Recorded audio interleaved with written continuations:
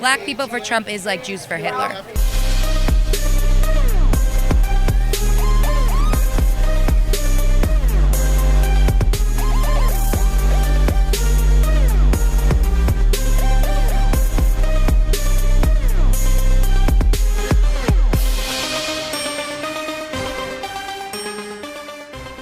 What's going on, guys? Drew Hernandez here with Lives Matter. I am here in Tulsa, Oklahoma at the Trump rally.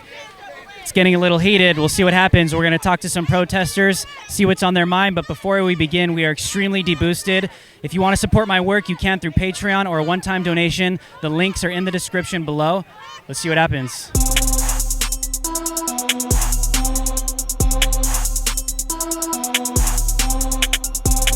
What's your number one criticism of the president as of right now?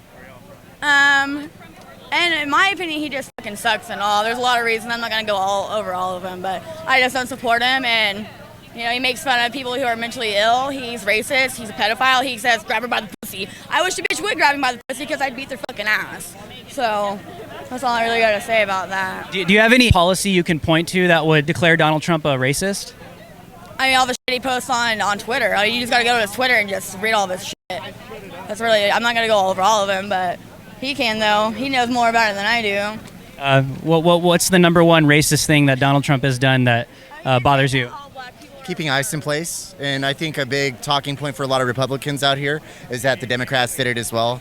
I'm not for the Democrats or the Republicans. I don't believe in ICE. That is a very racist policy that we keep in place.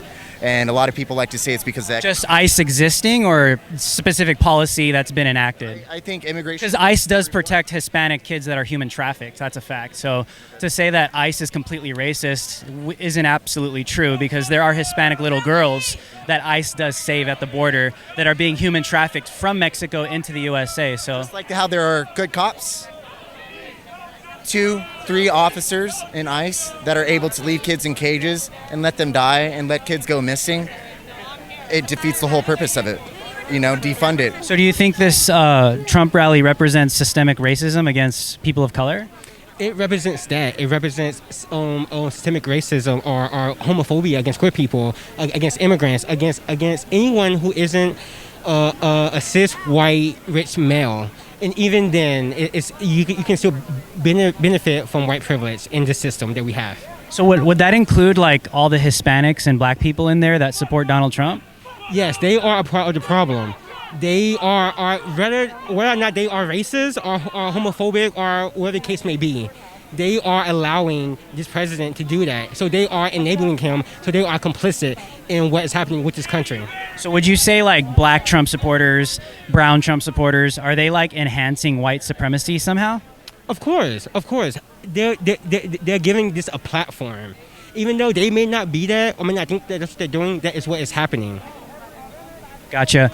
How do you feel about Joe Biden, right? Because Joe Biden was with Charlemagne the God on the Breakfast Club. Like, with systemic racism, bro, Joe Biden telling black people, if you can't intellectually choose between me or Donald Trump, you ain't black. Mm-hmm. Is that the answer to a lot of the problems in black America right now? No. How do you feel about that? No, because I guess I'm not black, because I'm not a Joe Biden supporter. I'm not. His message is to go back to the way things were. The way things were is not okay. So why would I put my power to vote for someone who's going to bring us back to what he thinks is good when that is not good? We have to move forward, and Joe Biden is not for it. Do you have any evidence of one, or can you cite one policy that Donald Trump has enacted since he's been president that's absolutely racist to its core? Racist to its core. I would say that... Which I think we would agree that the definition of racism is one race determining in itself superior than another, right? Yes, that is the definition. I don't think he enacted any policies along those lines of that definition, but I do believe that policies that he has enacted has a racist connotation to them. So therefore, those policies of the Muslim ban in Muslim countries, I think is a form of racism and xenophobia. So is Muslim a race or a religion? Well, it's a religion. So how could that be racist to be Muslim? Because you could be black and be a Muslim. You could be brown. You could be Asian, and Yes, you can. So is that racism or? Well, I guess it's not. There's a pandemic going on, and Trump is responsible for not doing more to stop the spread of this pandemic. People are out here not masking. You're not masking. People are not taking this seriously. Gotcha. Deadly pandemic. Gotcha. You know, Black Lives Matter have been protesting for the past 2 weeks, hitting the streets by the millions without any masks on and gathering and not social distancing. Would you say that that's a little hypocritical that they get to do it, but the Trump supporters don't? That's not true. The protests that I've been to, my tear gas thrown at you? Yeah, you're gonna take your mask off. No. You can't breathe. Yeah, we've been masked. We've been masking. And you should know, too, that this pandemic has a disproportionate impact on communities of color. And this is very much an issue that we should all be concerned with. People that are multiply marginalized, people with disabilities, everyone is at risk of dying from this pandemic. And we need to take it seriously, even when the leadership is not, when Trump is not, when his supporters are not. They put your life at risk. They put all of our lives at risk. Man, honestly, I came out on the 30th and the 31st to Oklahoma City because of the death of George Floyd. It moved me very greatly. And when I realized that Americans from all creeds and races and colors, Native, Mexican, whatever you want to name it, we're all getting stepped on by the government, brother, and it needs to stop. In 2013, when we had the first Black American president, Barack Obama, right? Under his FBI, the FBI statistics, which would be in favor of him because he was the president at the time. I'm not keen to this, so 2,500 Black people were murdered under his watch. Only 200 white people killed those 2,500 Black people. Terrible. 2,200 Black people killed those 2,500 Black people. So Black on Black crime skyrocketed under the first Black president of the USA. Is that due to racism or white people, or how do you explain that? Okay, and I'll level with you on this fact. Do you think your government ever fucks you over? Absolutely. All right. Do you feel that if once we all just unify, we'll actually get some type of productive change? Depending what on change do you want to see? Let me hey, I know this is kind of an investigation. Like, hey, gotcha, Ad. I'm cool. Absolutely not. But if not, that's awesome. What do you think? And this is what it's talking about, America. What's your idea, brother? I'm out here because I know that something's wrong. Look, we know that something's wrong, right, bud? I personally think, and this is as a minority, I think because crime is higher in the Black community and the Hispanic community, that by default we're having more interactions with the police because it's the police job to protect the innocent people in our communities. So can I finish? I'm always stoned, by the way. I always smoke marijuana, so I get agitated because facts. Why do you think what you just said? Well, Black on Black violence causes more interactions with the police. How do you prevent that?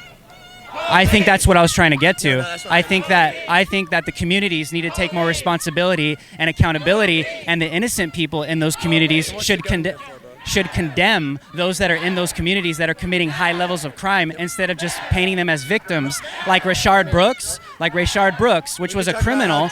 I think he should be condemned, not praised as a hero. Anyways. We're out here because Donald Trump is an American fascist. He's a racist. And it's clear as day that this is a modern day Klan rally, And we're out here to say, in the name of humanity, we refuse to accept a fascist America. The Trump-Pence regime must go now. That's why we're here. Gotcha. Do you have anything to cite where any policy that Donald Trump has enacted that's fascist? Absolutely. So I will tell you, the white supremacy, he upholds the military generals that uphold slavery. He upholds that. That's why we call this a modern-day Confederate rally. The Central Park Five Black and brown men who were accused of raping a white woman. It later came out that they hadn't did it. He called for the death penalty of them. And even after they had been exonerated, he still said that they should be guilty. Everybody knows that Donald Trump is a white supremacist, So that's why we're out here. Gotcha. Do you believe that Joe Biden is a correct answer to systemic racism when he tells Charlemagne the God on the Breakfast Club that if you can't choose between Joe Biden or Donald Trump, that you're not Black? I am not a Joe Biden supporter, but I will say that one of the things about Black people who support Trump, knowing what he's done to Black people and what he has advocated against in terms of police brutality and murder, it is like Jews. Black people for Trump is like Jews for Hitler. What brings you out here to the Donald Trump 2020 rally, the first one back since the COVID-19 pandemic? I feel like it was really disrespectful organizing it in Tulsa, Oklahoma, where the biggest white massacre in Black Wall Street ever happened. Even though they moved it, I still came here. I drove all the way from Pittsburgh, Pennsylvania to be here in solidarity with Black Lives Matter. I'm here standing up for my brothers, sisters, and everyone in between that is of color. Gotcha. You know, do you believe that Joe Biden is an answer to systemic racism, even though he goes on the Breakfast Club and tells Charlemagne the God, if you can't choose between me or Trump, you're not black? Like, is that not like white privilege? Like, what's your view on that? Absolutely. So I think Biden is absolutely not the answer. And, you know, as an American waking up and like for our younger generations to see that our choice right now is Biden or Trump, I'm angry. And I'm angry for the future generations. And I'm standing up for a systemic change. I want revolution. I don't want our system that we have right now, because it's broken. It's broken. So what would you say, like when you mention revolution, what steps do you think need to be taken in order to accomplish that? What would be your solution?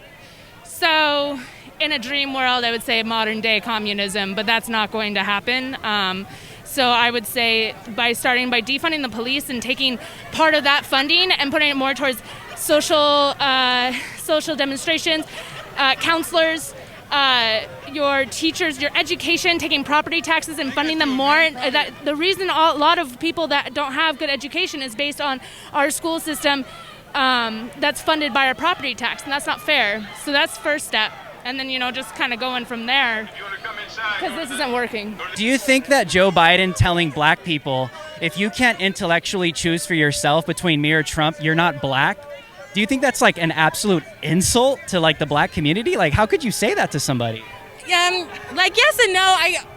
I get what he was trying to put across. He just did it in the wrong way. You know, you shouldn't point out anyone's color.